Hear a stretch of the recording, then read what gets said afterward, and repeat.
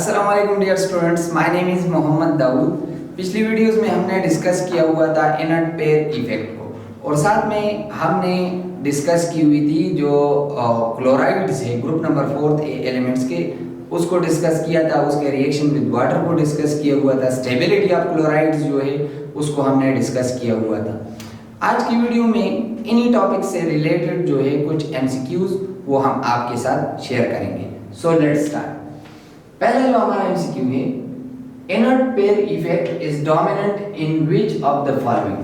Carbon, silicon, germanium, ten. अब अगर आप देखें कि ग्रुप 4 एलिमेंट्स जो है उसमें सबसे पहला मेंबर कार्बन है, फिर सिलिकॉन है, फिर जर्मेनियम है, फिर टेन है और फिर सबसे लास्ट में यहाँ पर लेड है। अब अगर हम देखें डाउन द ग्रुप जैसे हम आते हैं इन एलिमेंट्स में तो एटॉमिक नंबर इंक्रीज होता है। अब अगर एटॉमिक नंबर इंक्रीज होता है डेफिनेटली न्यूक्लियर चार्ज इंक्रीज होगा, जिसकी वजह से रिलेटिविस्टिक कॉन्ट्रैक्शन जो है वो डोमिनेंट होती जाएगी या ज्यादा होती जाएगी और डेफिनेटली जो इनर्ट पेयर इफेक्ट है वो डोमिनेट होगा जितने हम जो है वो नीचे आ रहे होंगे। क्यों? क्योंकि न्यूक्लियर चार्ज ज्यादा होने की वजह से जो वैलेंसी शेल वाले एस वाले दो वैलेंसी शेल में जो एस ऑर्बिटल है उसके जो दो इलेक्ट्रॉन है वो इनर्ट रहेंगे क्योंकि इस पर न्यूक्लियर अट्रैक्टिव फोर्स जो है वो ज्यादा पड़ेगा।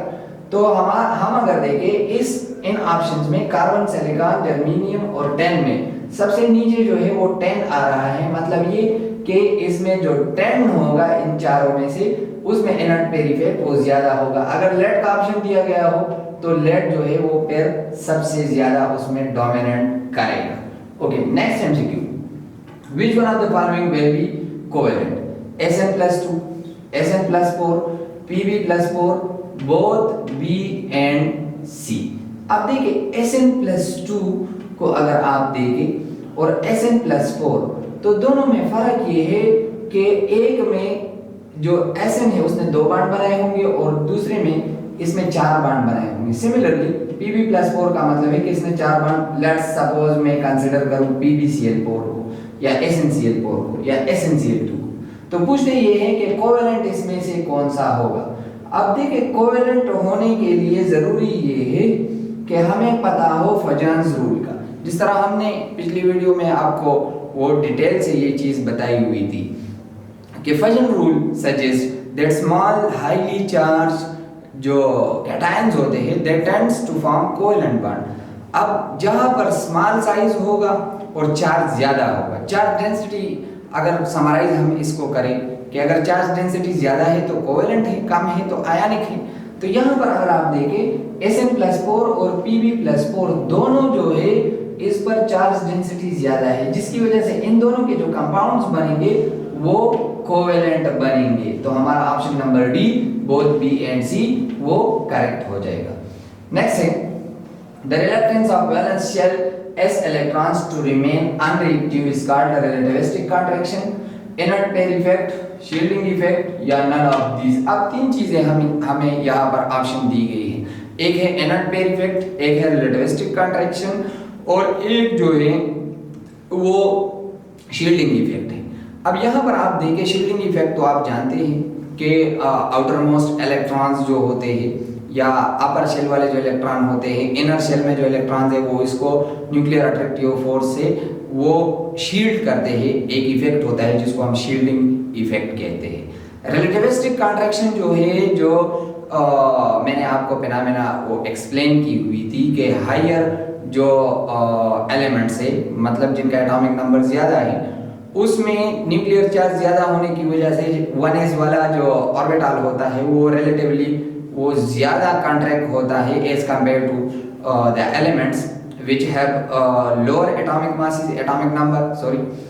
सो इसके नतीजे में दूसरे जो s वाले 2s 3s 4s वाले वो ज्यादा कॉन्ट्रैक्ट वो भी कॉन्ट्रैक्ट हो जाते हैं, जिसकी वजह से जो बाहर वाला जो शेल होता है उसमें जो s ऑर्बिटल होता है वो क्या करता है वो इनर्ट रह जाता है, मतलब रिएक्शन में हिस्सा नहीं लेता due to the phenomena that it experiences a greater nuclear force. Nuclear force इस पर ज्यादा जो है वो लगता है अब न्यूक्लियर फोर्स ज्यादा रखता है और वो रिलक्टेंस शो करता है किस चीज के लिए कि वो बॉन्डिंग में हिस्सा नहीं लेते, और इस फिनोमेना को हम बोलते हैं इनर्ट पेयर इफेक्ट। तो हमारा ऑप्शन नंबर बी वो करेक्ट हो जाएगा। इसको हमने बहुत डिटेल से पिछली वीडियो में डिस्कस किया हुआ था।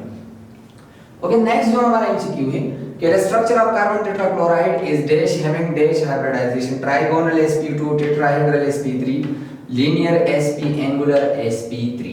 तो अब यहाँ पर जो sp2 वाला ऑप्शन है और sp वाला है वो तो खत्म हो जाएगा, क्योंकि कार्बन टेट्राक्लोराइड जिस तरह हमें पता है कि ये sp3 हाइब्रिडाइजेशन इसमें होती है, तो sp3 वाले दो रह गए। अब एंगुलर स्ट्रक्चर तो इसका हो नहीं सकता क्योंकि 4 क्लोरीन अटैच है, तो मतलब ये कि इसमें टेट्राहेड्रल इसकी ज्योमेट्री होगी और हाइब्रिडाइजेशन जो है वो इसका sp3 होगा। तो ऑप्शन बी हमारा करेक्ट हो जाएगा।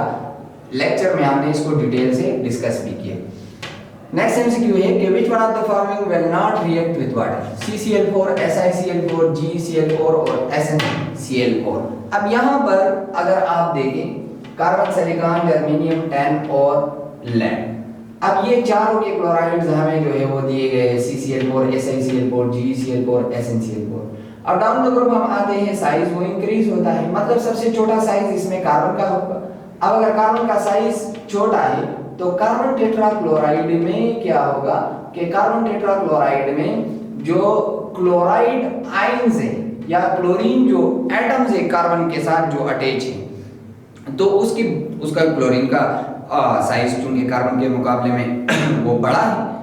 अब छोटे कार्बन को अप्रोच करने के लिए जो ऑक्सीजन एटम होगा वाटर का, अगर वो आ रहा है तो उसको गैप नहीं मिलेगा, क्योंकि बल्कि जो है क्लोरीन एटम्स इसके इर्द गिर्द है, जिसकी वजह से हम कहते हैं कि CCl4 will not react with water, जबकि दूसरे जो है वो रिएक्ट करते हैं, क्योंकि डाउन द ग्रुप जैसे हम आते हैं साइज इंक्रीज होता है, तो इसको जब ऑक्सीजन अप्रोच करता है तो वो इनके साथ वो रिएक्ट कर सकता है।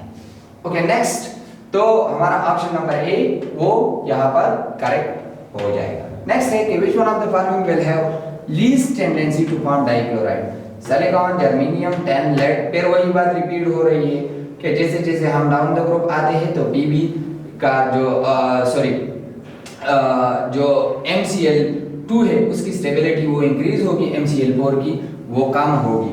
तो PbCl2 जो है उसके लिए सबसे ज्यादा टेंडेंसी होगी, और Si सिलिकॉन के लिए यहाँ पर पूछते हैं least tendency to form dichloride, सबसे कम टेंडेंसी जो है किसकी होगी, तो सिलिकॉन जो है इसमें आगे है, तो मतलब ये कि SiCl2 कम स्टेबल होगा, फिर जो है GeCl2 उससे कम, उससे ज्यादा स्टेबल SnCl2, उसके बाद PbCl2 सबसे ज्यादा स्टेबल होगा क्योंकि ये ग्रुप में सबसे नीचे है due to inert pair effect.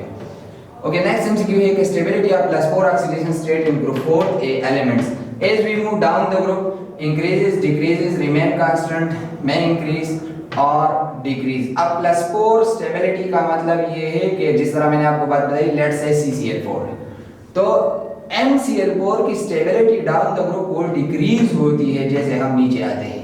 Decrease क्यों होती है?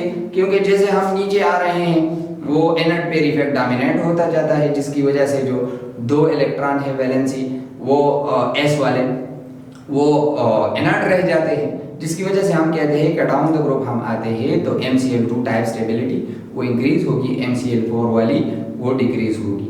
आई hope you understand these things. Stay tuned, thank you very much.